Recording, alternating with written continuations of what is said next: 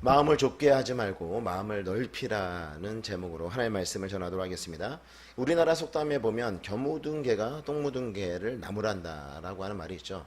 그러니까 겨 묻은 개가 똥 묻은 개를 나무라는 것이 어떻게 보면 당연하다라고 우리가 생각할 수 있죠. 뭐 겨보다 똥이 훨씬 더 더러운 거니까 당연한 거지 뭐 그렇게 생각할 수도 있겠지만, 이 겨 묻은 개라고 하는 것은 이미 똥이 묻어 있는데 이 겨를 묻혀 가지고 자신이 똥 묻은 것을 은폐하는 개를 말하고 있죠. 그래서 이미 똥이 묻어 있는 개인데 겨를 덮여서 일시적으로 묻지 않은 것처럼 보이는 그 상태에서 똥 묻은 개를 나무란다는 것이에요. 그러니까 뭘 얘기하고 있는 것이에요? 독인개긴이라고 볼 수가 있는 거죠. 똑같이 똥 묻은 개인데 그러니까 자신에게 묻어 있는 그 똥 묻음을 바라보지 아니하고 오히려 이게 재로 덮어서 전혀 그것이 표가 안 나는 것처럼 생각하고 오히려 이 똥 묻은 개를 나무라는 우리들의 모습을 지적하고 있는 것입니다. 우리들의 모습이 그러하다라는 것이에요. 자세히 우리들의 모습을 들여다보게 될 때 쉽게 다른 사람들에게 정죄를 하죠. 다른 사람들 정죄하고 관용을 베푸지 않습니다. 다른 사람들이 잘못한 것은 아주 집요하게 그 부분에 대해서 물고 늘어주고, 때론 나의 단점은 잘 보이지 않는데 다른 사람들의 단점은 왜 이렇게 잘 보이는지, 그리고 그것에 대해서 직접적으로 이야기를 하고 언급을 함으로 상대방에 상처를 주는 경우들이 우리 가운데도 많이 있어요. 그러니까 다른 사람들이 하면 별로 안 좋아 보이죠. 실제로 이런 말도 있죠. 내로남불, 남이 하면 불륜이고 내가 하면 로맨스다라고 말하는 말이 있는 것처럼, 실제로 내 잘못은 잘 보지 못하지만 다른 사람들의 잘못이나 단점은 우리가 너무나 잘 보고 잘 지적한다라는 것이에요. 최초의 인류였던 아담과 하와도 마찬가지죠. 아담과 하와가 선악을 알게 하는 나무의 열매를 따먹었을 때, 그리고 난 이후에 하나님께서 아담을 찾으십니다. 하나님 앞에서는 아담이 왜 선악을 알게 하는 나무를 너희가 먹었느냐, 왜 먹었냐라고 우리 하나님께서 질문하실 때 아담이 어떻게 대답했냐면, 하나님이 지으신 저 하와가 나에게 선악을 알게 하는 나무의 열매를 주어서 내가 먹었나이다. 또 하와에게 하나님께서 질문하세요. 하와야, 너는 왜 선악과를 따먹었냐라고 이야기할 때 하와 역시 저 뱀이 나를 유혹해서 내가 그 선악을 알게 하는 나무의 열매를 먹었습니다. 자신의 잘못은 인정하지 않는 거죠. 그러니까 누군가에게 책임을 전가할 사람을 찾는 거죠. 다른 사람들의 단점은 우리가 쉽게 보지만 자신의 장점, 단점에 대해서 인정하려고 하지 않고 잘 보지 않으려고 하는 것이 바로 죄를 범한 하나님을 떠난 인간의 그런 연약한 모습이다라고 볼 수가 있는 것입니다. 그런 측면에서 우리는 누구입니까? 예수 그리스도를 통해서 하나님의 귀한 자녀가 되었습니다. 하나님의 귀한 자녀가 되었기 때문에 우리는 어떤 삶을 살아가야 되는가? 오늘 말씀의 제목처럼 마음을 좁히지 말고 또 마음을 넓히셔서 좀 내 주변에 있는 사람들 용서하고 또 사랑하고 포용하고 삶을 살아가시는 저와 성도 여러분 모두가 되시기를 주의 이름으로 축복합니다. 어떻게 보면 하나님의 백성인 우리는 이미 다 모든 것을 얻은 자들이에요. 하나님 나라를 얻었잖아요. 하나님의 백성이 되었잖아요. 우리의 신분이 완전히 달라졌어요. 더 이상 죄인의 신분이 아니라 하나님의 자녀가 되었단 말이죠. 이미 얻을 수 있는 가장 값진 것들은, 가장 귀한 것들은 이미 얻고 삶을 살아가는 자들이 하나님의 백성들인 저와 우리 성도 여러분들이라고 하는 사실이죠. 그런 측면에서 우리는 얼마든지 우리의 마음을 넓힐 수 있어요. 마음을 넓히고자 하면 마음이 넓어질 수 있는 거죠. 우리의 마음을 넓히고 하나님의 성품이 어떠한지 세상 가운데 드러내며 삶을 살아가시는 저와 성도 여러분 모두가 되시기를 주의 이름으로 축복합니다. 오늘 말씀을 보시게 되면 예수님께서 아침에 성전에 올라가십니다. 초막절이 계속해서 진행되는 과정 가운데 있어요. 감람산에서 하나님과 깊이 있는 교제를 나누시고 이른 아침이 되었을 때 예수님께서 다시 예루살렘 성전으로 올라오셔서 많은 사람들 앞에서 가르치기 시작을 하십니다. 이렇게 말씀을 가르칠 때 어떤 일들이 벌어지냐면, 바리새인과 이 서기관들이 당시 종교 지도자들이었죠. 나름대로 율법에 정통하다라고 말하는 자들이었습니다. 그들이 간음한 여자, 현장에서 음행한 여자를 데리고 예수님께로 데리고 온 것이에요. 데리고 와서 지금 이 여인이 음행한 이 일들로 지금 예수님께 데리고 왔는데, 이 여인을 예수님 어떻게 하시겠습니까? 예수님께 묻고 있는 것이죠. 나름대로 어떤 종교적인 그 부분에서, 그 영역에서 권위자라고 말할 수 있는 이 바리새인들과 서기관들, 예수님께서 하나님의 말씀을 성전에서 가르치고 있는데 이 여자의 인권은 전혀 생각하지도 않죠. 물론 죄를 범한 여자이긴 하겠지만 그 여자에게도 인권이 있는 거죠. 그 여자를 데리고 와서 이 여자를 어떻게 예수님 하시겠습니까? 예수님에게 질문을 하고 있는 그런 모습들을 보여주고 있는 것입니다. 그런데 이들이 이 간음한 여인, 음행한 여인을 예수님께 데려온 목적이 있는 거죠. 먼저 4절 5절에 있는 말씀을 제가 읽어드리겠습니다. 예수께 말하되 선생이여 이 여자가 간음하다가 현장에서 잡혔나이다. 모세는 율법에 이러한 여자를 돌로 치라 명하였거니와 선생은 어떻게 말하겠나이까? 그러니까 예수님께 질문하고 있는 거예요. 이 바리새인들과 서기관들이 이 음행한 여인을 어떻게 하겠습니까? 이런 질문을 예수님께 던지고 있는 거죠. 그러면 이 율법 교사였던 이 서기관들과 바리새인들이 이 간음한 여인에 대해서 성경에서 어떻게 말씀하고 있는 것을 몰라서 예수님께 묻고 있는 것인가? 그렇지 않죠. 그들이 이야기하고 있지 않습니까? 모세는 율법에 이러한 여자를 돌로 치라 명하였거니와 선생은 어떻게 말하겠나이까? 그러니까 예수님께서 어떻게 반응할지를 보기 위해서 예수님께서 말씀을 전하는 그 현장으로 이 간음한 여인을 데리고 왔다라고 하는 것을 알 수가 있는 것이죠.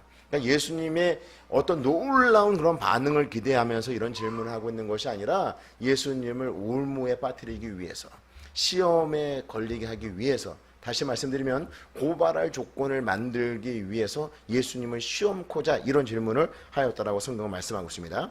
6절 상반절에 있는 말씀을 볼까요? 그들이 이렇게 말하면 고발할 조건을 얻고자 하여 예수를 시험함이로라.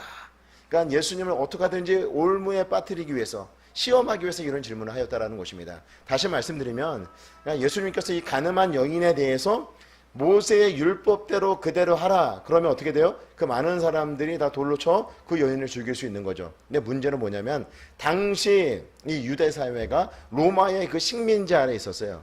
이 로마라고 하는 나라가 관용적 정책을 통해서 유대 어떤 자치적으로 어떤 그런 법을 정하고 실행하는 것에 대해서 규제를 하지 않았어요. 그냥 자치법을 따라서 유대 사회를, 그 공동체를 이렇게 돌아갈 수 있도록 만들어 놓았는데, 한 가지 이 일을 할 때는 반드시 어떤 로마의 어떤 법정에 세워야만 했습니다. 그 죄가 무슨 죄인가 하면 사형에 해당하는 거죠. 사형에 해당하는 죄는 반드시 로마 법정에서 그 문제를 다뤄만 했던 것이에요. 그런데 예수님께서 이 간음한 여인에게 율법에 있는 대로 그대로 행하라고 예수님께서 말씀하시면은 로마의 당시 그 실정법을 어기는 것이 되는 거잖아요. 그러니까 얼마든지 예수님을 체포할 명목이 생기는 거죠. 또 반대로 예수님께서 율법에서 그러하다 하더라도 그 여인을 죽이지 말라 이렇게 말씀하시게 되면 어떤 문제가 생겨요? 율법을 어기는 것이 되는 거죠. 그들의 율법을 어기는 것이 되기 때문에 이와 같이 두 가지, 둘 중에 하나를 선택하게 됐을 때에 문제가 발생할 수 있는 이 질문을 예수님에게 던진 것입니다. 율법에 대해서 정통하고 율법에 대해서 나름대로 잘 알고 있었던 이 사람들이 지금 무엇을 하고 있습니까? 예수님을 지금 난처하게 만들려고 하는 그런 모습들을 보여주고 있는 것입니다. 성도 여러분, 우리 안에 은혜가 없으면, 우리 권사님도 기도하실 때 하나님께서 빛을 비춰주시고 은혜를 우리에게 부어달라고 기도하신 것처럼 우리 안에 은혜가 사라지게 되면 단점이 보이기 시작하고, 우리 안에 은혜가 사라지게 되면 문제점들만 계속해서 보게 되고 있어요. 우리 가정도 마찬가지죠. 우리가 은혜 받으면 포용할 수 있고 끌어안을 수 있고 감사할 수가 있는데, 우리 안에 은혜가 사라지게 되면 그 다음부터 어떻게 돼요? 나쁜 것만 보이는 거죠. 안 좋은 것만 보이게 되고 지적을 하게 되는 것입니다. 따라서 우리 입술에 불평이 많아지고 원망이 많아졌다. 그건 뭐예요? 지금 은혜 없는 삶을 살아가고 있다라고 하는 것을 증거하고 있는 거죠. 성도 여러분, 우리 마음을 넓히시기 바랍니다. 주님의 은혜를 풍성히 받고 우리 마음을 좁아지지 않게 하고 우리의 마음을 넓히시는 저와 성도 여러분 모두가 되시기를 주의 이름으로 축복합니다. 그런 측면에서 이 바리새인들과 서기관들은 나름대로 하나님의 말씀에 대해서 정확히 한다, 이 말씀에 대해서 우리가 정통한 자다라고 자부하는 사람들이었지만, 실질적으로 보면은 말씀을 안다라고 말하는 그들은 하나님의 은혜가 무엇인지를 전혀 모르고 삶을 살아가는 자들, 그렇기 때문에 쉽게 정결하고 초막절이라고 하는 그 잔칫날에 성전으로 올라와서 말씀을 전하는 예수님 앞으로 이 간음한 여인을 데리고 와서 예수님을 시험코자 했던 이런 모습들을 보여주고 있는 것이 아니겠습니까? 성도 여러분, 늘 은혜 가운데 거하시기 바랍니다. 말씀 가운데 거하시기 바랍니다. 기도할 때 하나님께서 우리를 만져주세요. 하나님 말씀을 볼 때 하나님께서 이 말씀을 통해서 우리에게 은혜를 누리게 하시고 하나님의 뜻이 무엇인지를 우리에게 깨닫게 하시는 것이에요.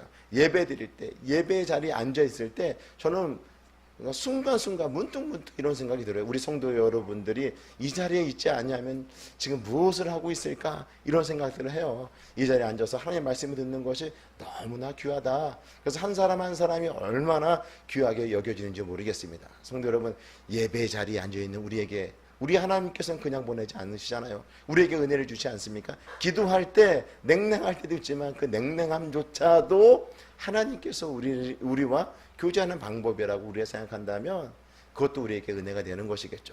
성도 여러분, 늘 은혜 가운데 거하시는 그런 삶을 살아가시길 바라며 우리 입술에 불평이 있는가, 원망이 있는가, 단점들을 보고 있는가를 생각해 보면서 만약에 그런 것들이 잘 보인다, 남편의 단점이 잘 보인다, 아내의 단점이 잘 보인다, 형의 단점이 잘 보인다, 동생의 단점들이 잘 보인다, 이건 내가 지금 은혜가 없다라고 하는 것을 반증한다라고 하는 것을 기억하시고 말씀 가운데 또 기도하는 그런 삶을 살아가시고 예배 중심의 삶을 살아감으로 통해서 다시금 은혜를 회복하시는, 그리고 우리 마음을 넓히시는 저 성도 여러분 모두가 되시기를 주의 이름으로 축복합니다. 이렇게 예수님을 고발할 그런 조건을 만들기 위해서 음행한 여인을 예수님께로 데리고 왔을 때 예수님께서 어떻게 행동을 하시는가? 6절 하반절에 있는 말씀을 보시게 되면 예수께서 몸을 굽히사 손가락으로 땅에 쓰시니, 예수님께서 손가락으로 땅에 쓰셨어요. 어떤 내용을 썼는지 의견들은 참으로 많지만 성경에서는 무엇을 땅에 썼는지 전혀 기록을 하지 않고 있어요. 따라서 우리는 땅에 쓴 것이 무엇인지를 추측하거나 예측을 하게 될 때 실수를 범할 수 있는 것입니다. 더 중요한 것은 무엇이에요? 예수님께서 땅에 쓴 것보다 또 훨씬 더 중요한 것은 예수님께서 하신 그 말씀에 있다는 것이에요. 7절에 있는 말씀을 보시겠습니다. 다시 한번 읽어볼까요? 시작. 그들이 묻기를 맞이 아니하는지라 이에 일어나 이르시되 너희 중에 죄 없는 자가 먼저 돌로 치라 하시고, 그들이 계속해서 예수님께 답변을 요청하게 될 때, 재촉하게 될 때 예수님께서 하신 말씀이 뭐예요? 너희 중에 죄 없는 자가 먼저 돌로 치라. 예수님께서 하신 이 말씀이 굉장히 중요한 말씀이죠. 예수님은요, 이 바리새인, 서기관, 또 예수님의 말씀을 듣고 있는 그 많은 사람들, 가늠한 중에 잡혀온 이 여인, 이들 다 포함해서 예수님은 이들의 그 영적 상태가 어떠한지를 정확하게 진단하고 정확하게 아시는 분이었습니다. 사실 예수님께서 인간의 몸으로 이 땅에 오신 이유가 무엇이에요? 모든 사람이 죄를 범하여서 하나님의 영광에 이를 수 없다. 인간 스스로의 노력과 열심으로 이 죄의 문제를 해결할 수 없기 때문에 예수님께서 인간의 몸으로 이 땅에 오신 것이고, 십자가에서 우리 모든 죄의 문제를 해결하셔서 우리를 하나님의 귀한 자녀가 되도록 만들어주신 것이 아니겠습니까? 예수님은요, 너무나도 정확하게 알고 있었어요. 바리새인들, 서기관들, 그들은 자신들이 율법에 대해서 정통하고 율법을 잘 알고 다른 사람들에게 가르칠 만큼의 그런 수준과 그런 경륜이 있다라고 생각을 하고 있었지만, 예수님은 그들의 속마음을 너무나도 잘 알고 있었다라고 하는 사실이죠. 그래서 예수님께서는요, 너희 중에 죄 없는 자가 먼저 돌로 치라고 말씀을 하고 있는 것입니다. 성도 여러분, 우리가 하나님의 자녀가 되고 또 하나님의 말씀을 통해서 하나님의 뜻이 무엇인지를 분별하는 그런 하나님의 백성이 되었다고 해서 우리가 남을 쉽게 정죄할 수 있는 그런 위치에 설 수 있지 않다라고 하는 것입니다. 우리는 어떻습니까? 우리가 신앙생활을 하다 보면은 나름대로 어떤 그런 교회의 어떤 관습이라든지 또 교회에 내려오는 그런 전통들에 근거하여서 그 전통들이 말씀보다 더 위에 있는 그런 경우들이 우리가 많이 보게 돼요. 특별히 그런 목회자들도 마찬가지죠. 목회자들도 오랫동안 신앙생활 하다 보면 너무나 익숙한 것들이 우리의 삶 속에, 또 목회자의 어떤 삶 속에 많이 자리 잡고 있어서 그걸로 판단하고 그걸로 평가를 내리는 그런 경우들이 많이 있다는 것이에요. 성도 여러분, 우리의 어떤 신앙의 폭, 그리고 우리의 마음의 폭이 좁아지지 아니하도록 늘 우리가 하나님의 말씀을 가까이 해야 돼요. 하나님의 말씀을 가까이 하고 또 기도하는 그런 삶들, 예배 중심의 그런 삶들을 살아가게 될 때 우리의 마음이 넓어질 수 있게 되는 것이죠. 결국 우리의 마음이 넓어진다라고 하는 것은 우리의 마음이 누구의 마음이 된다는 것이에요? 예수님의 마음이 되는 거죠. 예수님처럼 행동하고 또 예수님처럼 사고하고 또 예수님과 같은 그런 성품을 가지고 다른 사람들에게 드러내고 다른 사람들에게 대하는 것, 그것이 곧 우리의 마음을 높이는 것입니다. 성도 여러분, 우리가 나가서 믿지 않는 자들에게 복음을 전하고 그들을 주님께로 인도하는 것 너무너무 중요하지만 보다 더 중요한 것은 무엇인가 하면 우리의 성품, 우리의 인격이 다른 사람들에게 나타날 때 하나님의 성품이 반영되어야 된다고 하는 것입니다. 내가 하나님의 자녀, 난 예수 믿는 사람, 이렇게 다른 사람들에게 말하고 우리의 삶을 제대로 살아가지 아니할 때 분명히 믿지 않은 사람들은 우리에게 말할 거예요. 예수 믿는 사람이 왜 저러지?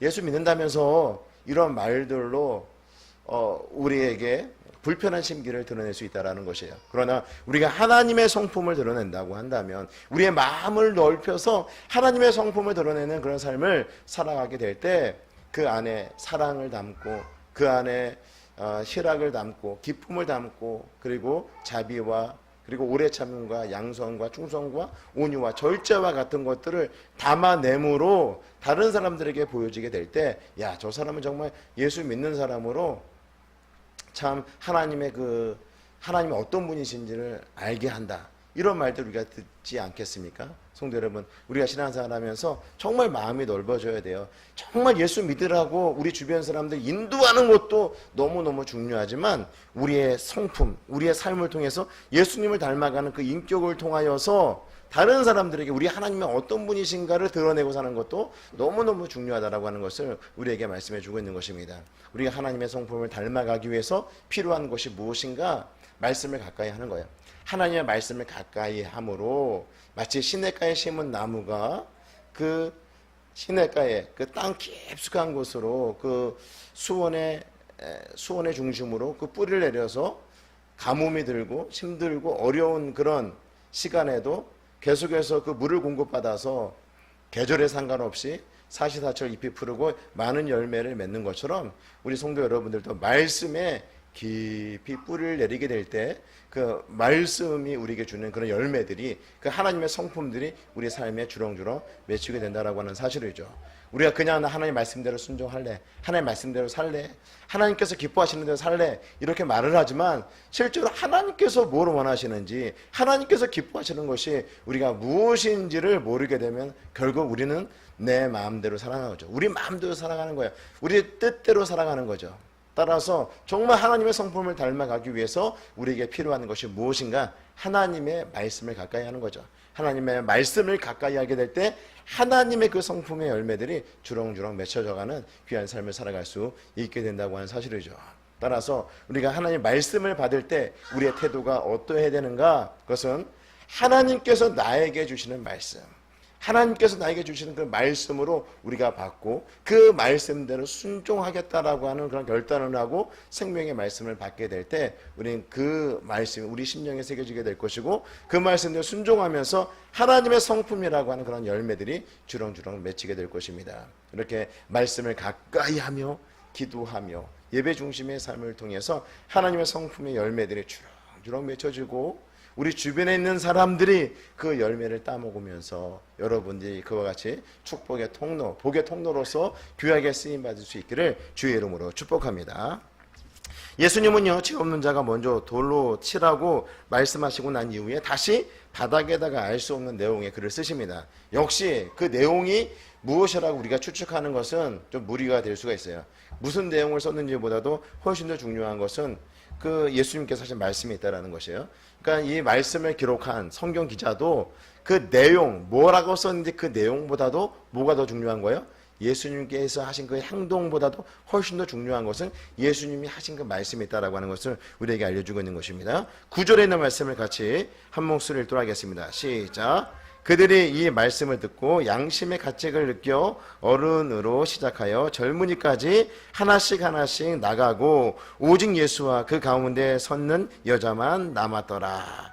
예수님께서 말씀하실 때 너희 중에 죄 없는 자가 먼저 돌로 치라. 죄 없는 자가 돌로 치라고 예수님께서 하신 그 말씀을 듣고 예수님께서 땅에다가 무엇을 쓰고 있는데 뭐라고 쓰는지는 알 수는 없지만 그때 사람들이 어떻게 해요? 양심의 가책을 느껴 어른들부터 시작하여서 젊은이들까지 하나씩 하나씩 나가고 다 흩어졌다라는 것이에요.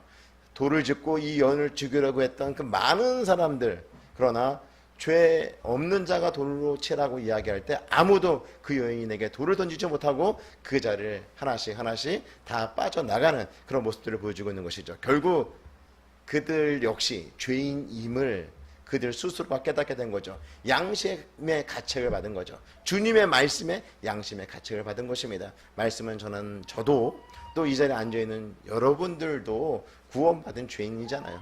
우리가 죄인의 신분에서 구원받았지만 그렇다고 해서 죄를 짓지 않는 것은 아니잖아요. 우리가 누군가를 쉽게 정죄하는 것은 우리가 조심해야 될 것임을 또한 오늘 말씀을 통해서 우리에게 알게 하는 거죠. 정죄하고 있는 나는 정말 깨끗한가, 나는 정말 정결한가를 우리가 다시 한번 점검해 봐야 된다고 하는 것입니다. 이렇게 양심의 가책을 받은 사람들이 다 한 사람 한 사람씩 다 흩어졌는데, 그리고 이제 이 여인과 예수님과 단독으로 서 있지 않습니까? 근데 예수님은 그 자리를 떠나지 않았어요. 왜 떠나지 않았을까요? 예수님만이 이 여자에게 돌을 던질 수 있는 분이죠. 예수님은 죄가 없으신 분이고 예수님은 하나님이시고 예수님이 얼마든지 이 여자에게 돌을 던질 수 있는데 예수님은 그 여자에게 돌을 던지지 않죠. 10절에 있는 말씀 한번 읽어볼까요? 같이 읽겠습니다. 시작. 예수께서 일어나사 여자 외에 아무도 없는 곳을 보시고 이르시되 여자여 너를 고발하던 그들이 어디 있느냐, 너를 정죄한 자가 없느냐. 예, 그럴 때 그 여인이 대답하여 주여 없나이다. 그러니까 정죄하던 자들 다 떠난 거예요. 다 사라진 거예요. 그러니까 없는 게 아니라 지금 누가 있어요? 예수님이 계신 거죠. 예수님은 이 여자에게 죄 없다라고 말씀하지 않았어요. 죄 없다라고 말씀하지 않고 오히려 예수님께서는 죄 없는 자가 먼저 돌을 치라. 이 여자가 죄 없다고 말씀하신 것이 아니라 죄는 있지만 너를 정죄한 자들이 지금 다 떠났다. 그런데 실제로 그 여인을 정죄할 수 있는 그 예수님과 이 여인이 지금 이제 독대하고 있는 것이죠. 여자는 아무도 없다. 나를 정죄하는 자가 없다라고 얘기했지만 정죄할 수 있는 그 예수님이 그 가운데 계셨던 것이죠. 또 하반절에 계속해서 11절 하반절에 보시게 되면 예수께서 이르시되 나도 너를 정죄하지 않으니 하노니 가서 다시는 죄를 범하지 말라 하시니라. 예수님께서도 나도 너를 정죄하지 않을 거니까 다시는 가서 죄를 범하지 말라, 이렇게 예수님께서 말씀을 하시는 거죠. 그러니까 정죄할 수 있는 예수님께서 정죄하지 않으신 거죠. 예수님께서 정죄하지 않으신 것은 무엇을 전제하고 있냐면 예수님께서 앞으로 이제 십자가의 그 사건을 통해서 모든 인류를 구원하실 것에 대해서 미리 말씀하시는 것이에요. 그냥 우리가 죄 용서받는 것이 아니에요. 예수 믿으면 그냥 저절로 용서받는 것이 아니라 예수님께서 하나님의 아들 되신 그 예수님께서 십자가에서 우리의 모든 죄의 문제를 해결하셨기 때문에 우리가 예수님을 믿게 될 때 우리 죄가 용서함을 받는 거지 그냥 저절로 용서받는 것이 아니라는 것이에요. 그만큼 하나님의 아들이신 예수님께서 값비싼 대가를 지불하셨기 때문에 우리가 죄 용서함을 받게 되는 것입니다. 그리고 그 여인에게 다시는 죄를 짓지 말라고 말씀하고 있죠. 다시는 과거로 돌아가지 말라는 거예요. 동일하게 저와 성도 여러분들에게도 말씀하시는 거예요. 하나님께서 하나님의 귀한 자녀가 되었다고 한다면 다시는 이전의 옛 사람의 모습으로 삶을 살아가지 마라. 예수 그리스도 안에서 그 풍성한 은혜가 있는데 그 은혜 가운데 그 생명 가운데 거하면서 복된 삶을 살아가라고 말씀하고 있는 것입니다. 성도 여러분, 다시는 죄를 짓는, 다시는 죄를 범하고 다시는 우리 이전에 욕심대로 삶을 살아갔던 그 삶의 방식대로 삶을 살아가지 말고 하나님께서 기뻐하시는, 우리 하나님께서 원하시는 생명을 선택하면서 하나님 주시는 그 풍성한 은혜 가운데 삶을 살아가시는 저와 성도 여러분 모두가 되시기를 주의 이름으로 축복합니다. 우리 예수님은요 이런 분이세요. 당시의 바리새인과 서기관들은 정죄하고 또 뭐랄까요? 그 상대방의 문제가 무엇인지를 찝어내고 어떻게 하든지 넘어뜨리려고 하고 죽이려고 하고 이런 것에 관심이 있었잖아요. 한 여인의 인권에 대해서는 전혀 상관하지 아니하고 어떻게 하든지 예수님을 죽이고 한 여자를 죽이는데 집중하고 있는 이 바리새인들과 이 서기관의 모습을 보여주고 있는 반면에 예수님은 어떻습니까? 한 영혼의 한 생명을 살리는 그 일에 관심을 가지고 있는 예수님의 모습을 보여주고 있는 것입니다. 이것이 예수님의 마음인 것이죠. 성도 여러분, 우리에게 마음을 높이라고 이야기할 때 이 동일하게 이 말씀을 가지고 적용하자면 그런 거죠. 그러니까 분리시키고 분쟁하고 나누고 다투고 너와 나는 다르다 이렇게 차별하고 이런 부분으로 우리가 삶을 살아가는 것이 아니라 예수님처럼 이 가늠한 여인도 품을 수 있는 그런 사랑을 우리 하나님께서 우리에게 요구하는 것이고, 그것이 바로 마음을 넓히는 것입니다. 이런 마음을 넓히기 위해서 우리에게 필요한 것은 서두에도 말씀드렸던 것처럼 하나님의 은혜를 충분히 받는 거예요. 하나님의 은혜를 충분히 받는 거죠. 말씀 가운데 거하면서 그 말씀에 우리가 순종하며 삶을 살며 하나님의 그 풍성한 은혜를 받게 될 때 우리는 마음이 좁아지지 아니하고 우리의 마음이 넓어질 수 있다라고 하는 사실입니다. 제가 지난주부터 이제 고린도 후서에 있는 말씀을 가지고 먼저 묵상을 하고, 거기서 제가 이제 은혜 받은 구절을, 성경 요절을 올리고 거기에 아주 짧은 그런 묵상 내용을 여러분들에게 카톡으로 이렇게 보내주고 있잖아요. 그런데 제가 그 어제 특별히 고린도후서 6장 말씀을 큐티하고 이제 13절 말씀을 제가 SNS에 올려놨는데, 그 말씀이 무엇인가 하면 제가 한번 읽어드릴게요. 내가 자녀에게 말하듯 하노니 보답하는 것으로 너희도 마음을 넓히라. 제가 보니까 이 바리새인들과 서기관들 너무 좁아져 있어, 마음이, 은혜가 없으니까. 그런데 예수님은요, 마음이 넓죠.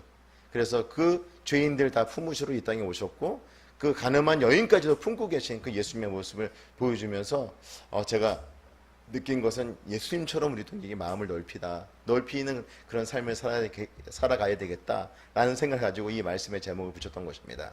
이 말씀을 올리고 어제 같은 경우는 가람이가 좀 콧물도 좀 나고 해서 병원에 다녀왔거든요. 병원에 갔다가 이제 나오는데 앞에 차가 한 대가 있었어요. 앞에 차가 한 대 있었는데 그 차가 너무나 천천히 가는 거예요. 너무나 천천히. 그래서 제 입술로 막 불평이 나가는 거예요. 도대체 왜 뒤에서 차가 따라가는데 왜 저렇게 천천히 가는 거야? 그러면서 막 불평을 하면서 가는데, 신호등 앞에서 이 차 갑자기 속력을 내더니 그 노란불에서 빨간불 바뀔 때 그때는 쌩 하고 본인만 지나가는 거예요. 그러니까 너무 화가 나는 거예요. 왜 저렇게 운전을 할까? 그런데 제가 여러분들에게 그 SNS로 올린 마음을 넓히라, 마음을 좋게 하지 말고 마음을 넓히라고 하는 그 하나님의 말씀이 싹 들어온 거예요. 그러면서 내가 마음을 넓혀야지, 하나님의 자녀인데 내가 마음을 넓혀야지, 속 좋게 내가 그 판단하면 안 되지, 어떤 사고의 위험도 아니었는데 뭐 그 사람 나름대로 사정이 있겠지, 그 말씀이 딱 떠오르더라고요. 그리고 나서 집 앞에 가는데, 집 앞에 그 삼거리 골목이 있었는데 저는 직진하는데 갑자기 이쪽에서 보지도 않고 엄청나게 빨리 달려오는 거예요. 그래서 제가 크락션을 빵 눌렀더니 제 차 바로 앞에서 딱 멈춰 서는 거예요. 그때도 화가 났겠어요, 안 났겠어요? 충분히 날 수 있는 상황인데 바로 그 직전에 그런 일이 있었기 때문에 마음을 넓히라. 근데 그 사람이 미안하다라고 이렇게 손을 들어서 인사를 하더라고요. 그래서 괜찮다고, 조심해서 조심해서 운전하라고 하는 말은 들리지 않지만 저도 이렇게 손을 들어서 표시를 해줬어요. 네. 그러니까 마음을 우리가 얼마든지 넓혀줄 수 있겠더라고요. 마음을 넓히라. 그러니까 하나님의 말씀을 받으니까 하나님의 말씀이 하루 종일 생각나는 거예요.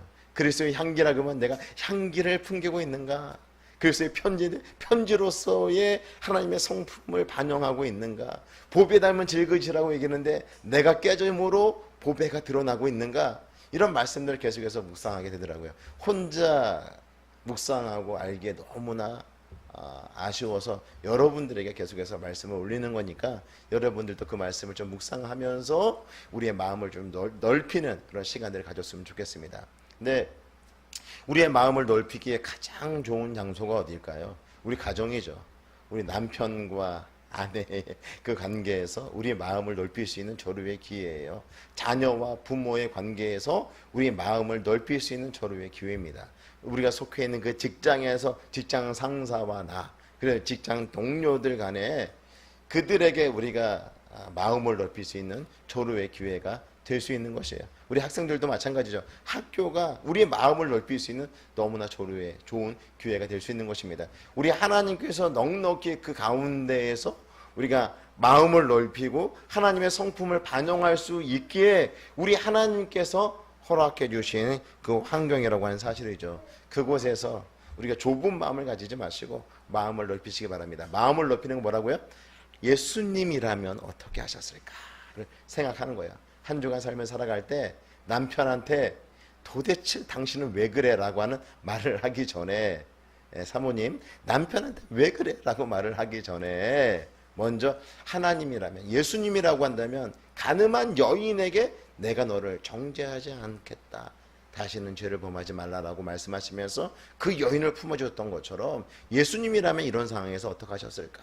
직장 상사와의 그런 관계 속에서 예수님이라면 이 상황에서 어떻게 하셨을까를 생각하면서 우리의 욕심대로, 우리의 생각대로 하고 싶은 말을 쏟아내는 것이 아니라 우리 마음을 넓혀서 우리 하나님께서 기뻐하시는 그 하나님의 성품을 드러내므로 믿지 않는 사람들이 보고, 야, 당신 보니까 요즘 좀 달라진 것 같아.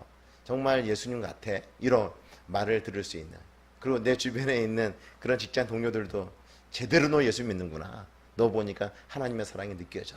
이런 말을 좀 들을 수 있는 우리 성도 여러분 모두가 되시기를 주의 이름으로 축복합니다. 마치 바리새인들처럼 정죄하고 자르고 안 되고 지적하고 막 이러면서 이 공동체를 더 아프게 만들지 말고 예수님의 그 사랑, 예수님의 그 성품을 우리 마음에 가득 품고 우리 마음을 넓혀서 우리 주변에 있는 사람들에게 우리 하나님이 어떤 분이신지를 여러분 삶을 통해서 드러내는 복된 한 주간의 삶이 되시기를 주의 이름으로 축복합니다.